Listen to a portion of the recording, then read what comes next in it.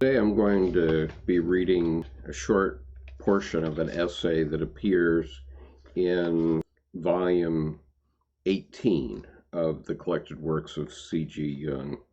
in an overall essay called Marginalia on Contemporary Events. But since it seems that we have many demons in our society these days that can be very troubling to us, I've called this Modern Demons, and this is Dr. Jung's explanation of how we ended up with modern demons. And so I'm going to read this to you, and then in the next 2 days I'll be reading 2 more portions of this essay. Modern Demons, Marginalia on Contemporary Events, paragraph 1360.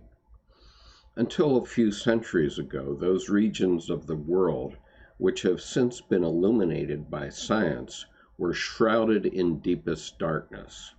Nature was still in her original state, as she had been from time immemorial.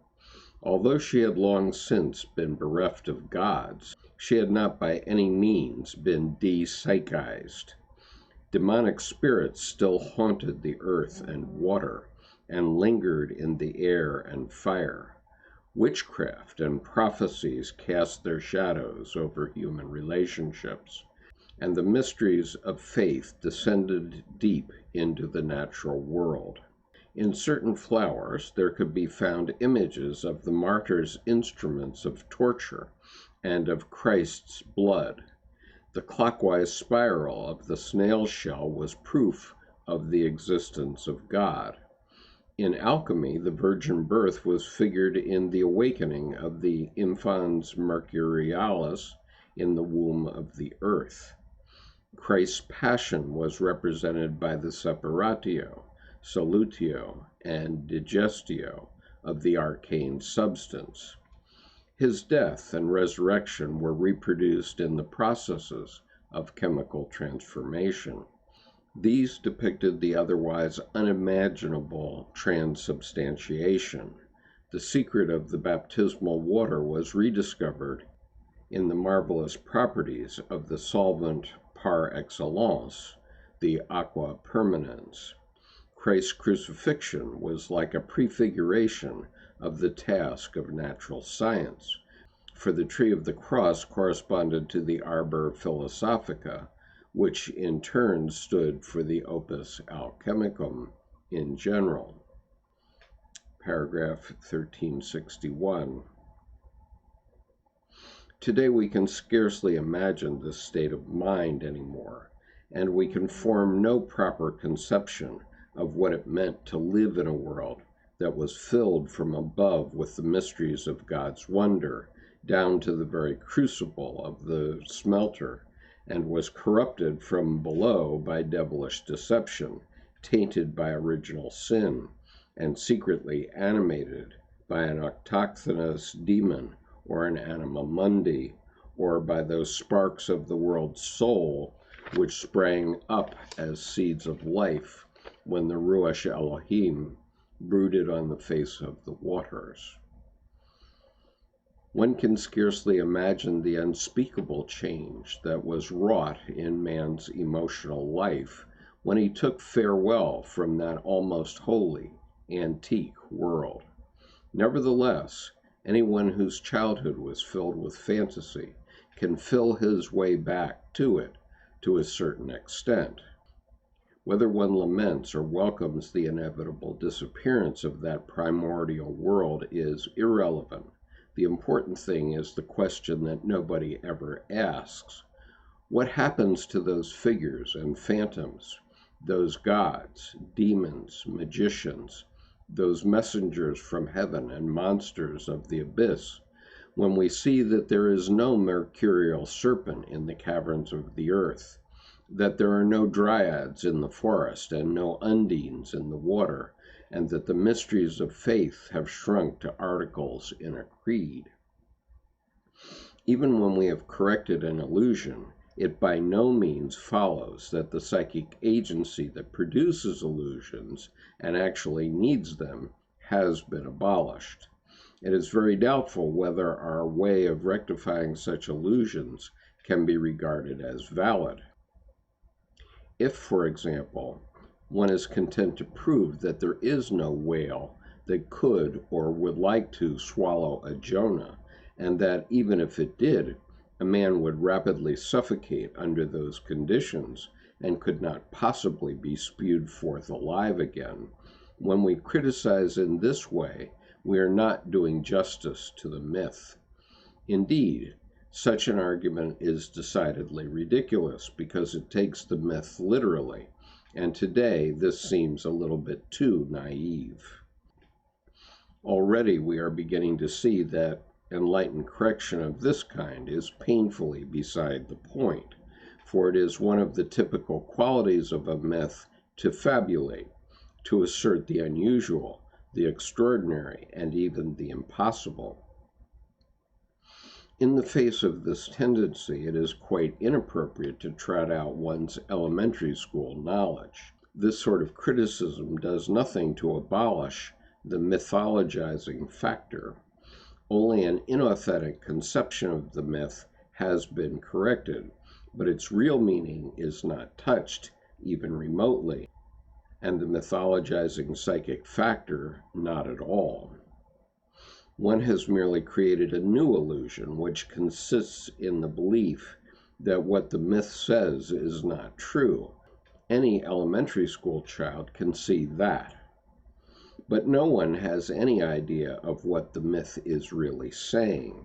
It expresses psychic facts and situations, just as a normal dream does, or the delusion of a schizophrenic. It describes in figurative form psychic facts whose existence can never be dispelled by mere explanation.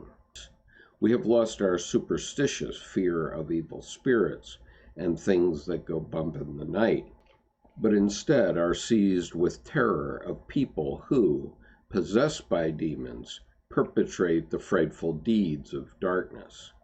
That the doers of such deeds think of themselves not as possessed, but as supermen, does not alter the fact of their possession. Paragraph 1363. The fantastic, mythological world of the Middle Ages has, thanks to our so-called Enlightenment, simply changed its place. It is no longer incubi, succubi, wood nymphs, melusines, and the rest that terrify and tease mankind. Man himself has taken over their role without knowing it, and does the devilish work of destruction with far more effective tools than the spirits did. In the olden days, men were brutal. Now they are dehumanized and possessed to a degree that even the blackest Middle Ages did not know. Then a decent and intelligent person could still, within limits, escape the devil's business. But today his very ideals drag him down into the bloody mire of his national existence. Paragraph 1364.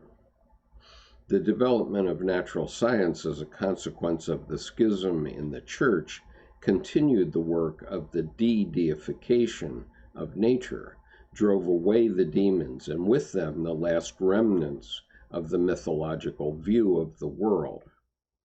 The result of this process was the gradual dissolution of projections and the withdrawal of projected contents into the human psyche.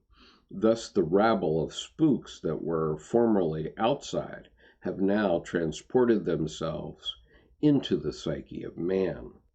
And when we admire the pure, i.e. de-psychized, nature we have created, we willy-nilly give shelter to her demons, so that with the end of the Middle Ages, about 1918, the age of total bloodbaths, total demonization, and total dehumanization could begin.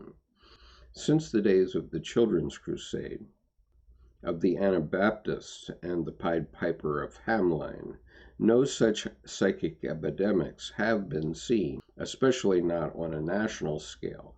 Even the torture chamber, that staggering achievement of modern times, has been reintroduced into Europe.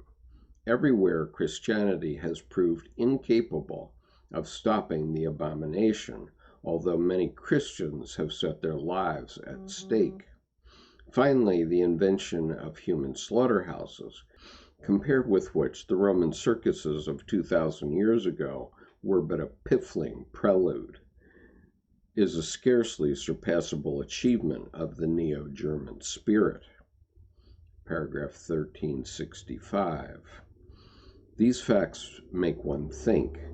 The demonism of nature, which man had apparently triumphed over, he has unwittingly swallowed into himself, and so become the devil's marionette. This could happen only because he believed he had abolished the demons by declaring them to be superstition. He overlooked the fact that they were, at bottom, the products of certain factors in the human psyche. When these products were unreal and illusory, their sources were in no way blocked up or rendered inoperative. On the contrary, after it became impossible for the demons to inhabit the rocks, woods, mountains, and rivers, they used human beings as much more dangerous dwelling places. In natural objects, much narrower limits were drawn to their effectiveness. Only occasionally did a rock succeed in hitting a hut. Only rarely was it possible for a river to overflow its banks, devastate the fields, and drown people. But a man does not notice it when he is governed by a demon. He puts all his skill and cunning at the service of his unconscious master, thereby heightening its power 1,000-fold. Paragraph 1366. This way of looking at the matter will seem original or peculiar or absurd only to a person who has never considered where those psychic powers have gone which were embodied in the demons. Much as the achievements of science deserve our admiration, the psychic consequences of this greatest of human triumphs are equally terrible. Unfortunately, there is in this world no good thing that does not have to be paid for by an evil at least equally great. People still do not know that the greatest step forward is balanced by an equally great step back. They still have no notion of what it means to live in a de-psychized world. They believe, on the contrary, that it is a tremendous advance which can only be profitable for man to have conquered nature and seized the helm in order to steer the ship according to his will. All the gods and demons, whose physical nothingness is so easily passed off as the opium of the people, return to their place of origin, man, and become an intoxicating poison compared with which all previous dope is child's play. What is Nazism except a vast intoxication that has plunged Europe into indescribable catastrophe? There's a footnote here next to the words National Socialism, which I read as Nazism. The footnote reads, "All isms that promise a better world are to be distrusted on principle, for this world only becomes different, but not better. Man can, however, to a certain extent, adopt a better or worse attitude, one that is more reasonable or less. Of the basic evils of existence, inner and outer, we will never be freed. He would do better to realize that this world is a battleground, and at any time only a short span between birth and death." I voted today. Early voting. Make sure it happens.